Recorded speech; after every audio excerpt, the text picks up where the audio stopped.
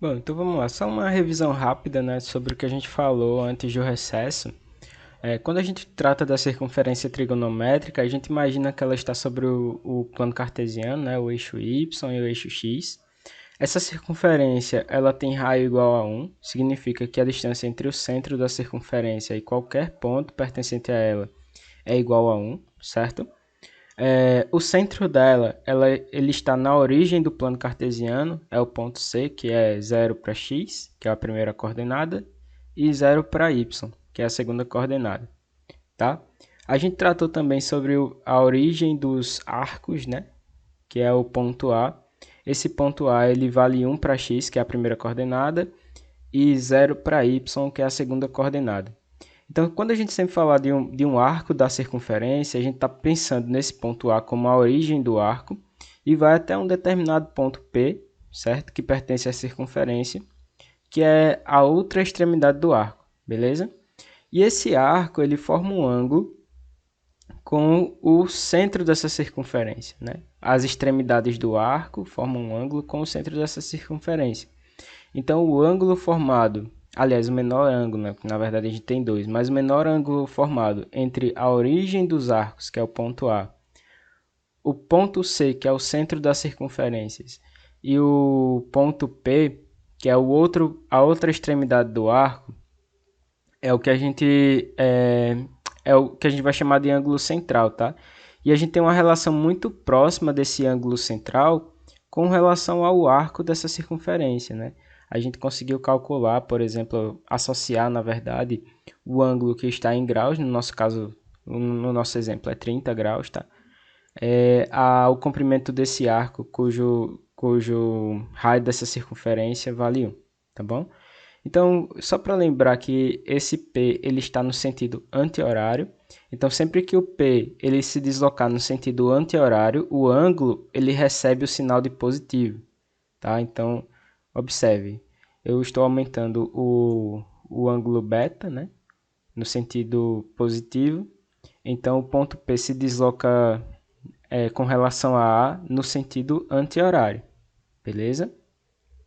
Então, lembrando, por exemplo, também, né, que esse ponto P ele não pode, aliás, ele pode se deslocar no sentido anti-horário, que é esse que vocês estão vendo na animação, e esse mesmo ponto P ele pode se deslocar no sentido horário, certo? Quando esse ponto P se deslocar no sentido horário, eu não consegui fazer a animação correta, mas assim, quando ele passar para o sentido anti-horário, aliás, anti-horário não, perdão. Para o sentido horário, a circunferência ela vai estar toda pintada em verde, tá? E o deslocamento de P com relação a A estará em preto, tá bom? Então veja só.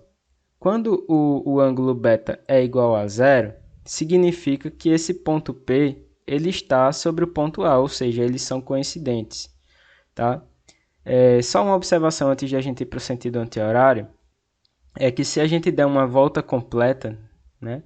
Ou seja, fazer com que o ângulo beta ele, ele vá até 360 graus, o ponto P ele volta para a mesma posição de A, certo? Então, quando isso acontece, quando a gente dá uma volta completa, a gente encontra, né, o mesmo ponto P associado, na verdade, ele é congruente, né, ele está sobreposto com relação a A, tá? E isso acontece quando o deslocamento é zero, desse ponto P, ou quando o deslocamento é igual com relação ao ângulo, né? Ele corresponde ao ângulo de 360 graus, tá? Beleza, então. Então, se o ângulo ele for a gente deslocar, na verdade, esse ângulo no sentido anti-horário, observe o seguinte. Observe que o ângulo, pelo menos na tela, ele está com sinal de negativo. Quando ele está com sinal de negativo, significa que o deslocamento de P com relação a A, ele está indo no sentido horário, tá? Então, basicamente é isso, né? Pelo menos num primeiro momento, é uma primeira informação que eu acho que é importante, né? Deixar registrado para que vocês associem, né? Quando a gente estiver falando no sentido horário, ou seja, é esse deslocamento em preto, do sentido anti-horário, que é o deslocamento em verde, tá? Então essa é a diferença do sentido horário para o sentido anti-horário, beleza? Num segundo momento, né, quando a gente estava tratando da circunferência trigonométrica, a gente conseguiu definir o seno e o cosseno na circunferência trigonométrica. Veja, o seno ele está associado ao eixo y e o cosseno está associado ao eixo x, certo? E a gente em aula comentou basicamente o seguinte, que quando a gente olha para o arco da circunferência, né, que está associado a esse ângulo beta, quando a gente liga esse ponto P até o eixo x, certo? Então a distância entre o C, que é o centro da circunferência, e a projeção de P no eixo x, que é esse segmento de reta em vermelho, tá? Ele basicamente calcula o cosseno do ângulo beta, tá? E da mesma forma, quando a gente faz a projeção de P sobre o eixo y, essa distância de C até y calcula o seno do ângulo beta, né, que é exatamente o deslocamento que parte de A e vai até P, e forma esse ângulo betazinho aqui, tá? Então, a gente associou também, né, tanto o seno quanto o cosseno a um determinado sinal, se ele era positivo, se ele era negativo, a depender do quadrante que estivesse esse ponto P, tá? Então aqui eu já coloquei no programa, né, ele calcula automaticamente o seno e o cosseno do ângulo beta, tá? Independente de quem é beta. E eu já deixei claro aqui, né, para associar, né, que esse cosseno que está em vermelho, cosseno de beta, é o valor do cosseno do ângulo beta, assim como o seno de beta é o valor do seno do ângulo formado entre o ponto A, o centro da circunferência, e o ponto P, beleza? Então veja o seguinte, pela imagem, né, vocês podem observar que tanto o cosseno quanto o seno no primeiro quadrante, que varia entre 0 e 90 graus, eles são positivos, tá? Uma observação é que, por exemplo, se eu fizer o beta ser igual a 30 graus, o seno de 30 é 0,5, né? Pela tabela dos ângulos notáveis, que é 1 sobre 2. E o cosseno de beta é raiz de 2 sobre 2. O programa ele calcula aproximadamente a raiz de 2, né, e depois divide por 2. Por isso que fica 0,87. Ah, outra coisa, eu falei errado aqui, né? Eu usei, no caso, o beta igual a 30 graus no início do vídeo. Aí eu falei que aqui o cosseno de 30 graus era raiz de 2 sobre 2, quando na verdade é raiz de 3 sobre 2, tá bom? Então foi um erro meu aí, eu não sei se eu edito, coloco no início, enfim, mas retornei aqui para comentar sobre isso, beleza? Então, qualquer ângulo que eu imaginar, tanto o seno quanto o cosseno podem ser calculados. Por exemplo, se eu quiser que o beta seja igual a zero, o que é que acontece? Quando o beta é igual a zero, a gente tem que o cosseno de beta ele vale 1. Por quê? Porque é exatamente a distância do centro da circunferência até o ponto A, tá? E observe também uma coisa. Observe que o valor para x, né, ele é igual a 1, que está associado ao cosseno, e o valor de y é igual a zero, que está associado ao seno. Então, como o ângulo é de 0 graus, né, a gente entende que o cosseno de 0 é igual a 1, e o seno de 0, novamente, é igual a zero. Tá? Então, vamos fazer esse ponto P ele se deslocar até 90 graus. Se esse ponto P se desloca até que o beta forme um ângulo de 90 graus, né? No caso, o ângulo formado por A pelo centro e pelo ponto P, que ele coincide com esse ponto D aqui, ele forma um ângulo de 90 graus. Quando isso acontece, significa que o x é igual a zero, né? Nesse caso, o cosseno de beta é igual a zero. E o seno de beta, ou seja, seno de 90 graus, ele é igual a 1, tá? Aí observa o seguinte, observa que se eu passar de 90 graus, né? Por exemplo, ir até o 135, né? Que esse 135 a gente já viu que está associado ao 45 no primeiro quadrante. Observe o seguinte, observe que o cosseno, ele, como é o eixo horizontal, ele está ao lado esquerdo da origem. Se ele está do lado esquerdo, cosseno negativo, seno positivo. Então, no primeiro quadrante, recapitulando, seno e cosseno positivo. No segundo quadrante, a gente tem que o cosseno é negativo e que o seno é positivo. Beleza? Professor, e se eu mudar o quadrante? Se eu não quiser mais no segundo, se eu quiser no terceiro? Se eu for para o terceiro quadrante, observe o seguinte. Observa que o cosseno ainda permanece ao lado esquerdo, né, da origem, né, que a gente está olhando para o eixo horizontal, portanto ele é negativo. E o seno ele ficou abaixo da origem, tá? Então se ele ficou abaixo da origem, em cima é positivo, né, que é o eixo vertical, abaixo negativo, então por isso que o seno de beta ficou negativo aqui, tá? Eu vou colocar o ângulo de 225 graus que também está associado ao 45, tá? Então observa aqui que esses caras eles são iguais, né? E além do mais eles são negativos. Beleza, então no terceiro quadrante a gente já descobriu que o seno e o cosseno são negativos. E no quarto quadrante a gente tem que o cosseno é positivo, por quê? Porque ele passou para o lado direito, né, do eixo. E o seno ainda permanece negativo porque ele está abaixo do eixo vertical, né? Aliás, abaixo da origem no eixo vertical. Então aqui basicamente é uma revisão rápida, né, a respeito do seno e do cosseno. Tá? E a partir disso, né, a gente vai tentar fazer alguns cálculos para associar o seno ao cosseno com relação ao primeiro quadrante. Tá? Então, só por desencargo de consciência, vê o seguinte. O ângulo de 315 graus, isso a gente já fez em aula, ele está associado ao 45 graus no primeiro quadrante. Vê só, o cosseno é negativo, é 0,71 aproximadamente, e o seno, aliás, cosseno positivo e seno negativo. Né? Isso está associado, o 315 graus está associado ao seno e ao cosseno de 45.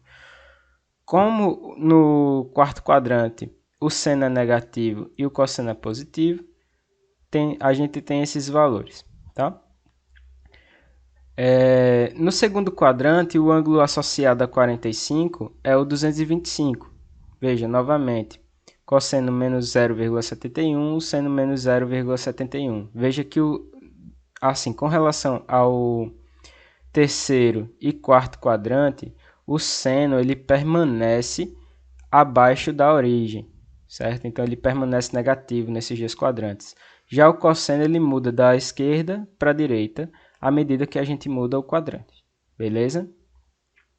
Então veja que o que está diferenciando mesmo é o sinal. A gente identifica qual é o ângulo associado no primeiro quadrante, no primeiro momento. No segundo momento a gente lembra do sinal, beleza?